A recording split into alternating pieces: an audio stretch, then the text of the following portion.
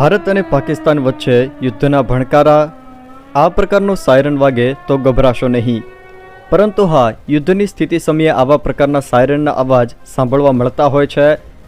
પહેલગામ હુમલા બાદ ભારત અને પાકિસ્તાન વચ્ચે હાલ તણાવ સતત વધી રહ્યો છે. ત્યારે મોદી સરકાર દ્વારા મોટી જાહેરાત કરવામાં આવી છે. યુદ્ધ થાય તે પહેલાં જ યુદ્ધ સાયરનનું મોક ડ્રીલ યોજાવા જઈ રહ્યું છે.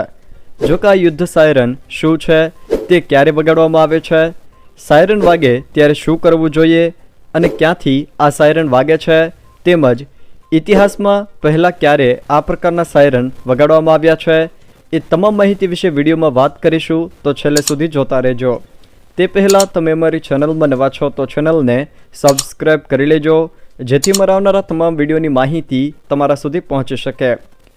ગુજરાતમાં 7 મેના રોજ 15 જિલ્લાઓમાં યુદ્ધ સાયરન વગાડવાને લઈને મોક ડ્રીલ યોજાશે.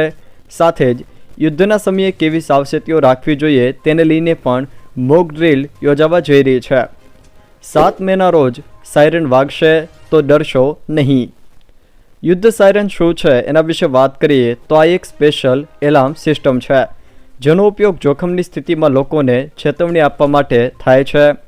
તેનો અવાજ ખૂબ જ મોટો છે, જે દૂર દૂર સુધી સ્પષ્ટ સંભળાય છે. સાયરનનો અવાજ ઉપર અને નીચે થતો રહે છે, જેના કારણે તે સામાન્ય વાહનના હોર્ન અથવા તો એમ્બ્યુલન્સના અવાજથી અલગ લાગે છે. તે યુદ્ધ, હવાઈ હુમલો અથવા તો કોઈ પણ મોટી દુર્ઘટના દરમિયાન લોકોને ચેતવણી આપવા માટે વગાડવામાં આવે છે. તેનો મુખ્ય ઉદ્દેશ લોકોને જોખમ વિશે ચેતવણી આપવાનો અને સમયસર સલામત સ્થળે જવા તૈયાર કરવાનો છે. તેની તીવ્રતા 120થી લઈને 140 ડેસિબલ સુધીની હોય છે, જે ખૂબ જ જોરથી વાગે છે. જો કે આ સાયરન 2થી લઈને 5 કિલોમીટરના વિસ્તારમાં સંભળાય છે. આવા સાયરન ક્યાં ક્યાં સ્થાપિત હોય એના વિશે વાત કરીએ તો પોલીસ સ્ટેશન, સરકારી કચેરીઓ, પોલીસ હેડક્વાર્ટર, ફાયર સ્ટેશન, સૈન્ય જગ્યાઓ તેમજ ભીડભાડવાળા વિસ્તારોમાં આવા પ્રકારના સાયરન સ્થાપિત હોય છે. જો કે ઇતિહાસમાં પહેલાં આવા સાયરન ક્યારે વગાડવામાં આવ્યા હતા એના વિશે વાત કરીએ તો ભારત ચીન યુદ્ધ વખતે 1962માં, ભારત પાકિસ્તાન યુદ્ધ સમયે 1965માં, ભારત પાકિસ્તાન યુદ્ધ સમયે 1971માં, જ્યારે કારગિલ યુદ્ધ દરમિયાન 1999માં પણ આ પ્રકારના સાયરન વગાડવામાં આવ્યા હતા. હવે વાત કરીએ સાયરન વાગે ત્યારે કેવા પગલાં લેવા જોઈએ. સાયરન વાગે ત્યારે 5 થી 10 મિનિટમાં સુરક્ષિત સ્થાન પર જવું જોઈએ. ટીવી, રેડિયો અને સરકારી ચેતવણીઓ પર ધ્યાન આપવું જોઈએ. અફવાઓ ટાળવી જોઈએ અને ફક્ત સત્તાવાર માહિતી પર વિશ્વાસ કરવો જોઈએ.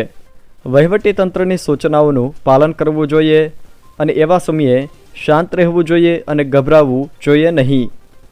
ગુજરાતમાં 15 જિલ્લાઓમાં વોર સાયરન એટલે કે યુદ્ધ સાયરન વાગશે. પાકિસ્તાન સાથેના તણાવ વચ્ચે આ મોટા સમાચાર સામે આવ્યા છે. ગુજરાતમાં 15 જિલ્લામાં હુમલો થાય તો નાગરિકોને બચાવવા મોક ડ્રીલ યોજાવા જઈ રહી છે, જેમાં 7 મેના રોજ વડોદરા, સુરત, તાપી, અમદાવાદ, જામનગર, દ્વારકા, કચ્છ, ભરૂચ, ગાંધીનગર, ભાવનગર, મહેસાણા, નર્મદા, નવસારી અને ડાંગમાં આ મોક ડ્રીલ યોજાશે. જો દર્શક મિત્રો આ વિડીયો તમને પસંદ આવ્યો હોય તો વિડીયોને લાઇક કરો, તમારા મિત્રો સાથે શેર કરો અને જો તમે અમારી ચેનલમાં નવા હો તો ચેનલને સબસ્ક્રાઈબ જરૂર કરજો, જેથી મારા આવનારા તમામ વિડીયોની માહિતી તમારા સુધી પહોંચી શકે.